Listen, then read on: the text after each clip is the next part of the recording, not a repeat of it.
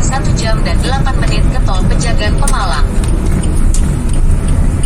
Assalamualaikum warahmatullahi wabarakatuh. Jumpa lagi dengan Sudarso Channel Jalan-Jalan. Di video kali ini kita akan share ke teman-teman pengalaman kami pada waktu melakukan road trip atau mudik trip dari Pekanbaru ke Jogja ya. Perjalanan kali ini menempuh jarak sekitar 2000 km dan memakan waktu lebih kurang 3 hari. Dan di video kali ini kami akan menceritakan pengalamannya, biayanya, bagaimana tips di perjalanannya dan lain-lain. Seperti apa videonya silahkan disimak ya. Untuk teman-teman semua yang baik hati jangan lupa subscribe, like, dan share ya. Let's check it out. Guys, sebelum kita kupas keseruannya, kami akan jelaskan dulu nih. Kalau di video ini kami hanya menggunakan dashcam kamera 70mm 1S yang pernah kami review sebelumnya. Link video review ada di deskripsi ya. Kemudian kami juga menggunakan kamera smartphone Xiaomi Redmi Note 8X saja. Persiapan. Jadi sebelum hari keberangkatan nih ada beberapa persiapan yang perlu kita lakukan ya.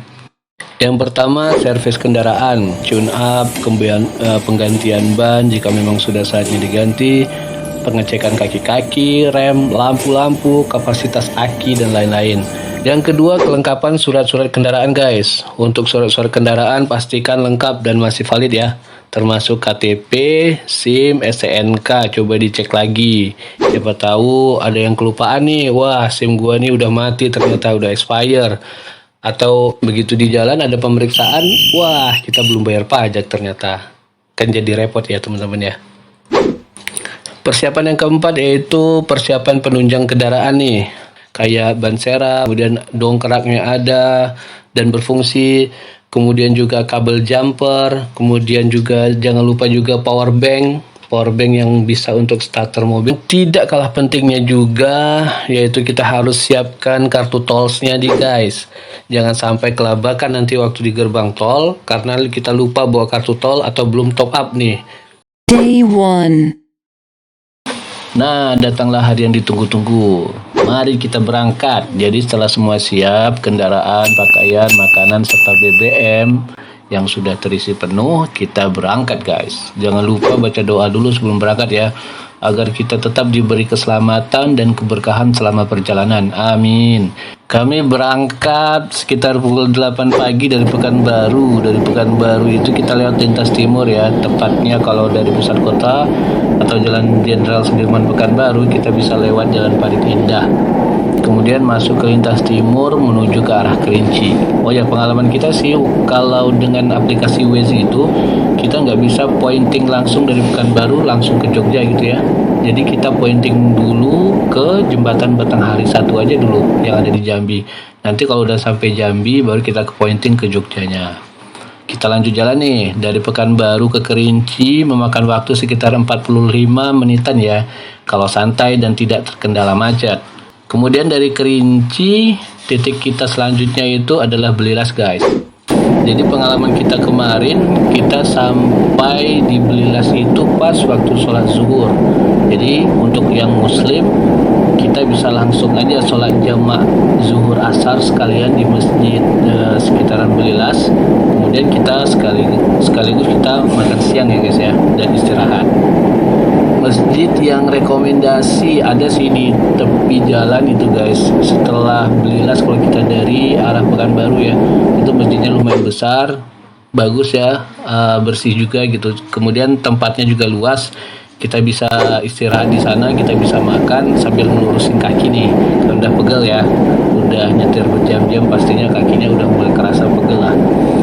Oh ya, yang perlu dinotis teman-teman, khusus yang baru pertama kali ngelewatin jalan ini, jangan salah dalam memilih jalur waktu di Bundaran Patin ya guys ya. Jadi kalian harus ambil jalan keluar ketiga kalau dari Pekanbaru itu yang ke arah Jambi dan lain-lain.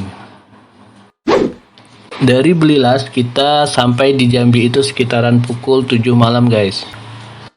Jadi kita berhenti dulu untuk isi bensin, sholat jamak maghrib isya, dan makan malam.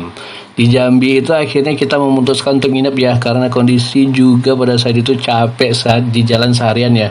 Karena ya kondisi jalan dan lain-lain lah. Jadi kita muter-muter dulu tuh, nyari-nyari tempat penginapan di Jambi.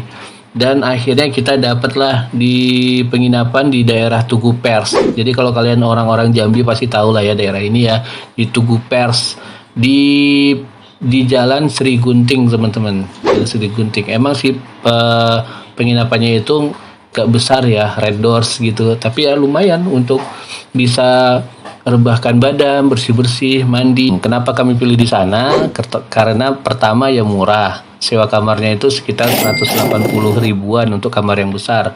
Ada juga harganya yang di bawah itu tapi kamarnya agak kecil. Jadi cukuplah kalau yang besar itu ya, jadi cukup untuk rebahan badan, bersih-bersih dan mandi ya. Namanya juga kita liburan versi orang biasa ya, bukan liburan anak sultan gitu. Kemudian yang kedua, penginapan itu dekat dengan jalan besar, aksesnya juga mudah, tempat parkirnya juga luas, kemudian dekat juga dengan masjid. Jadi kalian dari penginapan itu kalau mau sholat subuh itu udah tinggal jalan kaki aja guys. Day 2. Pagi harinya di hari kedua perjalanan, alhamdulillah badan udah seger ya, udah tidur semalaman, kemudian udah mandi, udah sarapan, dan bismillah kita lanjut lagi perjalanannya. Untuk sarapan ya, karena Jambi ini kota yang lumayan besar juga, jadi kita punya banyak pilihan untuk sarapan nih guys. Nggak perlu pusing nyari-nyarinya ya. Ya, seapes-apesnya kita bisa beli pop mie lah di Indomaret ya. Karena kemarin kita pointing navigasinya cuma sampai di jembatan Batanghari 1. Nah dari Jambi ini kita bisa langsung pointing ke Jogja nih. Jadi kita pointing dulu di navigasinya Waze, application Waze ya. Kemudian kita bisa langsung berangkat ke Jogja. Bismillah. Dari Jambi kita langsung ke arah Palembang nih guys. Waktu itu kita berangkat pukul 8 pagi dari Palembang. Karena jalan santai terus ada macet juga. Kemudian kebetulan jalanan antara Jambi dan Palembang itu lagi nggak semulus Pekanbaru Jambi ya, jalannya itu agak keriting gitu ya, kayak belum disetrika gitulah kayaknya. Jadi nyampe di Palembang itu udah sore juga tuh guys. Kita sampai di pintu tol di daerah Alang-Alang Lebar ya namanya, itu sekitar 17.38 sore. Jadi kita mulai masuk tol Palembang Bakauheni itu sekitar pukul 6 sore lah, kita udah mau maghrib juga tuh guys. Tol Palembang Bakauheni ini lumayan panjang, sekitar 430-an kilometer kalau nggak salah ya. Jadi makan waktu ya sekitar 4 atau 5 jam lah, belum termasuk waktu istirahat. Kondisinya waktu kami lewat jalan tol ini lumayan bagus ya, mulus, dan memang sih ada beberapa titik sambungan jalan atau jembatan yang memiliki beda ketinggian gitu ya. Tapi hati-hati aja, jangan sampai kebablasan larinya. Sesuai anjuran aja guys, 60-100 km itu udah cukup lah. Di tol ini rest areanya juga nyaman, area parkirnya luas, lengkap juga, toilet dan masjidnya juga bersih. Bisa banget dah untuk tempat istirahat ya di tol ini. Oh ya, kalau udah dekat-dekat Bakauheni ya, misalkan diperkirakan aja udah mungkin 1 jam lagi atau 30 menit lagi nyampe gitu kan ya, itu jangan lupa pesan tiket kapal ferinya dulu ya, lewat aplikasi Ferizi tentunya. Untuk pesan kapal saya sarankan mending ambil yang eksekutif aja guys, mahal dikit nggak apa-apa ya. Harga tiketnya itu untuk mobil pribadi itu sekitar 577 ribu kalau nggak salah, dan kalau misalkan yang biasa itu 300 ribu something kayaknya. Nah, dengan harga 577 ribu itu kita udah bisa nyebrang dengan nyaman dan cepat, karena untuk kapal yang eksekutif itu punya dermaga sendiri, jadi nggak nyampur sama mobil-mobil yang umum kayak bis, truk dan lain-lainnya. Untuk jadwalnya sendiri jangan sampai keliru ya guys, kita mesti spare waktu juga buat jaga-jaga, siapa tahu ada macet atau kendala lain. Jadi walaupun misalkan kita sampainya udah 30 menit lagi, kita harus tetap jadwalkan itu di 1 jam atau 1 jam 30 menit aja berangkatnya biar aman. Selain tiket, jangan lupa isi bensin dulu ya sebelum naik kapal, karena pengalaman kita biasanya setelah dari kapal itu menuju ke rest area yang ada SPBU-nya itu bisa panjang ya kalau lancar guys. Nah kalau misalkan siapa tahu ada macet atau gimana gitu, kita bisa kehabisan BBM. Dan jangan lupa juga bawa pop mie ya buat jaga-jaga. Ini bukan iklan loh ya. Nah untuk biaya tolnya sendiri saya lupa pastinya guys, tapi sekitar 400 atau 500 ribuan gitulah kayaknya. Begitu keluar dari tol kita langsung menuju pelabuhan Bakauheni. Jadi langsung aja ke pos jaganya ya. Setelah kita beli tiket di Ferizi, kita datangi posnya, kemudian kita scan dan masuk. daerah pelabuhan kita mesti ekstra hati-hati ya guys. Apalagi kalau kita nyampenya di malam hari. Kita ikuti aja arahan dari bapak-bapak petugas di sana ya. Nggak usah banyak ngeyel biar semuanya lancar. Day 3. Nah, setelah menyeberang selama 2,5 jam dengan kapal feri, sampailah kita di Pelabuhan Merak. Waktu itu kita udah keluar kapal sekitar jam 6.30-an pagi gitulah ya di hari ketiga. Jadi di malam kedua itu kita tidurnya di kapal guys. Gak sempat nginep, tapi gak apa-apa, alhamdulillah badan masih enak. Walaupun cuman bisa tidur tuh sekitar 2 jam aja ya. Jadi nyampe dari Pelabuhan Merak, kita keluar ke arah tol, kemudian masuk ke Jakarta itu. Sampai di Jakarta itu sekitaran jam 8.30 lah ya, 8.30 pagi gitulah.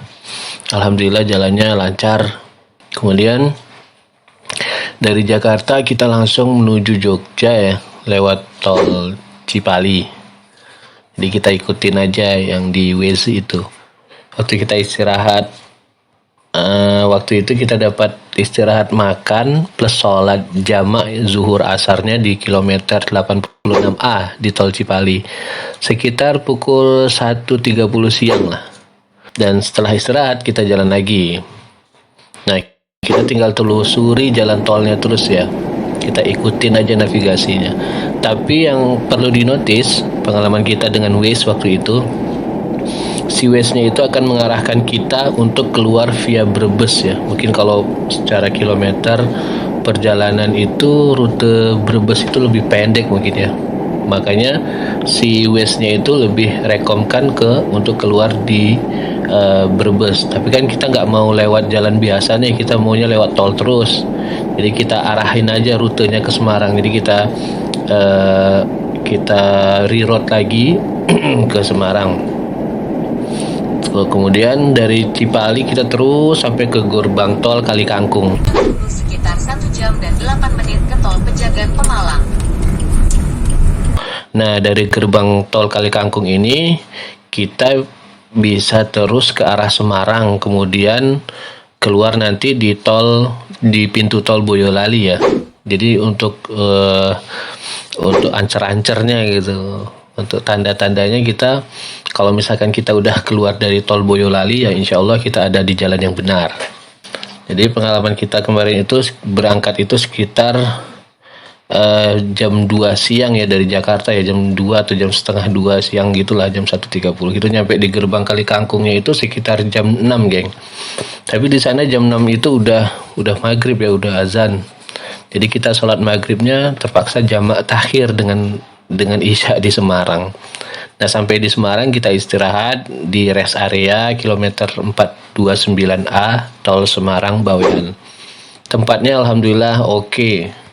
Bersih, luas, tertatanya rapi gitu. Pengamanannya juga banyak. Waktu itu kan soalnya bertepatan dengan Lebaran juga ya. Jadi ada operasi ketupat juga dari kepolisian. Jadi banyak pos-pos polisi juga di sana. Insya Allah aman. Kemudian makanannya juga banyak pilihannya, relatif murah ya, tergantung tempatnya. Dan dari sini kita udah ngerasa nuansa Jawanya nih. Nah setelah istirahat kita lanjut langsung jalan ke Jogja dari Semarang. Kita mulai jalan itu dari Semarang itu sekitar pukul 9 malam lah. Dan kita sampai di gerbang tol Boyolali itu sekitar pukul 10.30 malam geng. Dari Boyolali kita ke arah Klaten. Nah ancar-ancarnya itu, tanda-tandanya itu kalau teman-teman udah ketemu sama Tugu Keris, berarti teman-teman itu juga ada di jalan yang benar ya. Jadi dari Tugu Keris, kalau misalkan dari Klaten ketemu Tugu Keris, udah kita ke arah kiri aja, ambil kiri itu ke arah Jogja. Nah alhamdulillah waktu itu kita nyampe di Jogja itu sekitar pukul 12.30 malam lah. Jadi untuk waktu perjalanannya itu total 3 hari 3 malam lah guys. Karena ada nginep juga kita di Jambi waktu itu ya. Oh ya, untuk nuansa berkendara di jalan dengan Suzuki R3 ini alhamdulillah nyaman banget guys. Kaki-kakinya juga lumayan bandel ya. nggak kalah tuh sama mobil-mobil yang di sebelah itu yang katanya mobil sejuta umat itu ya. Alhamdulillah. Jadi untuk detail biayanya sebagai berikut ya. Pertama untuk biaya servis mobil, persiapan dan lain-lain itu habis sekitar 4 sampai 5 juta tergantung kondisi mobil ya. Kemudian untuk biaya makan satu orang itu anggaplah itu 25.000 ya sekali makan. 25.000 dikali 3 kali makan sehari dikali 4 orang itu sekitar 300.000 sehari. Jadi totalnya itu 900.000 ya. Anggaplah 1 juta lah selama 3 hari. Jadi itu belum termasuk jajan, minum di jalan. Mungkin kalau sama jajan, minum dan lain-lain itu habisnya sekitar 1,5 juta lah ya. Jadi sekitar 3 juta total pulang perginya. Untuk biaya tol itu lebih kurang 2 juta untuk pulang pergi. Sebenarnya ini nggak sampai 2 juta, sekitaran 1.600.000 apa 1.500.000 gitu kayaknya. Kemudian untuk pengisian bahan bakar itu juga ya total 5 kali isilah kita. Sekali berangkat itu 5 kali isilah. Kemudian pulang pergi ya habis sekitar 2,5 juta lah. Untuk biaya penginapan itu tergantung teman-teman yang mau nginap di mana. Kalau misalkan kita sih kemarin nginepnya di Red Doors saja yang murah-murah aja. Jadi ya sekitaran ya anggaplah anggaran-anggaran 200 ribuan lah ya. Jadi PP itu pulang pergi itu sekitar 400.000. Jadi untuk penyeberangan itu anggaplah 600.000 ya. Jadi pulang pergi itu sekitar 1.200.000. Jadi, total biaya keseluruhan perjalanan Pekanbaru Yogyakarta dengan Suzuki R3 lebih kurang.